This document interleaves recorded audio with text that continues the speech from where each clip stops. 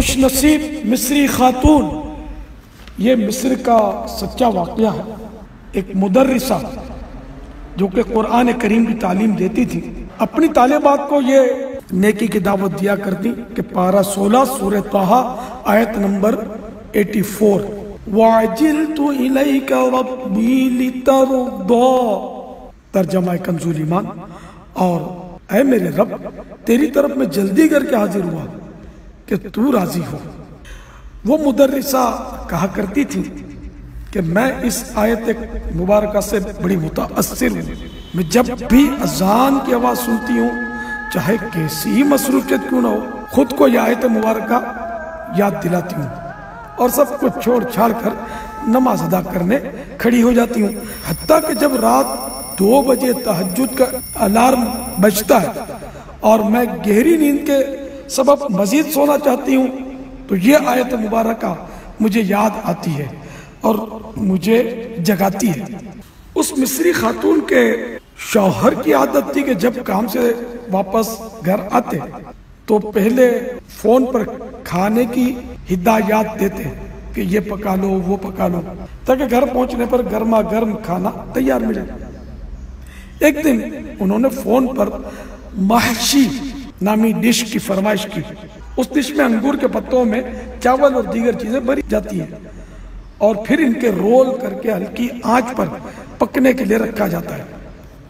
اس dish کو بنانے میں کافی وقت لگتا ہے، چنانچہ وہ رول بنانے میں مشغول تھی کہ اذان کی آواز سنائی دی۔ صرف 3 رول باقی رہ گئے تھے جن کے بھرنے میں زیادہ سے زیادہ 5 منٹ لگتے، اس کے بعد چولہے پر رکھ دینا تھا۔ لیکن اس نے حسب عادت سب کام چھوڑے اور نماز کے لیے کھڑی ہو گئی۔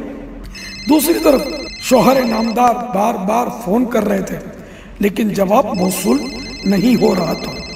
جب وہ گھر پہنچے تو دیکھا کہ محترمہ سجدے میں اور کھانا بھی تک تیار نہیں ہوا۔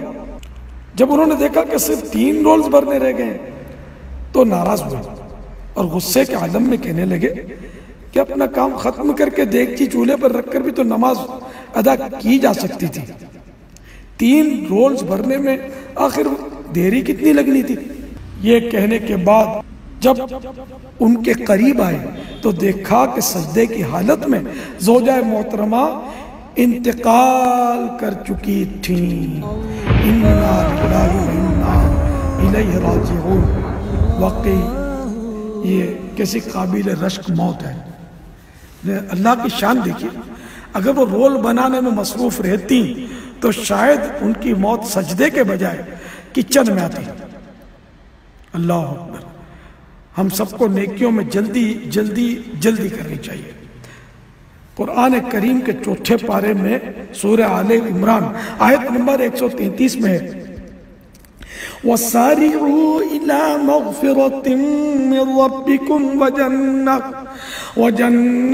عَرْضُهَا السَّمَاوَاتُ وَالْأَرْضُ أُعِدَّتْ لِلْمُتَّقِينَ، ترجمہ کنز ایمان، اور دوڑو اپنے رب کی بخشش اور ایسی جنت کی طرف جس کی چوڑان ان میں سب آسمان و زمین آ جائے، پرہیزگاروں کے لیے تیار رکھی ہے۔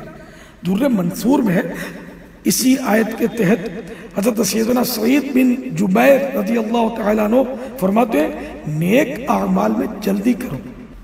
فتاوی ہندیہ میں حدیث پاک نقل کی گئی الخیر لا یؤخر، یعنی نیکی کے کام میں تاخیر نہ کی جائے۔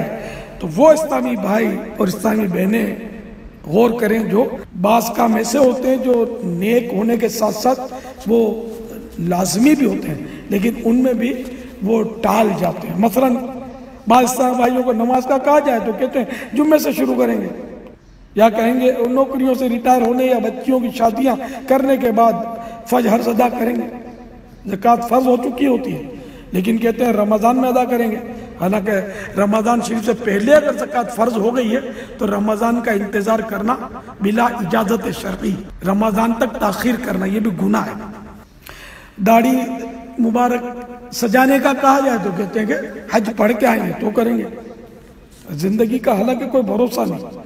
اسلامی بہنوں کو پردے کی تلقین کی جائے تو شادی ہو جائے، 2-4 بچے ہو جائیں تو پھر پردہ کریں گے معاذ اللہ، حالانکہ موت سر پر کھڑی ہوتی ہے. جب ریٹائر ہوں گا تو رشوت سے توبہ کر لوں گا، اس سے پہلے رشوت دیتا رہوں گا معاذ اللہ. اس طرح کی نیتیں، اس طرح کی سوچیں، تو یہ سب خطرناک ہے. کیا خبر اس سے پہلے موت آن پہنچے اور ہم اندھیری قبر میں جا سوئیں. لہذا زندگی کو موت سے پہلے غنیمت سمجھتے ہوئے جلد تر نیکیاں کما لینی چاہیے. کچھ نیکیاں کما لو، جلد آخرت بنا لو. کوئی نہیں بھروسہ ہے اپنی زندگی کا. یاد رہے بعض اعمال ایسے بھی ہیں جن میں تاخیر مستحب ہے، لہذا ان اعمال کو ان کے شرائط کے ساتھ تاخیر سے بجا لانا افضل ہوتا ہے. مثلا سحری میں تاخیر افضل ہے. اے عاشقان رسول، مدنی چینل دیکھتے رہیے.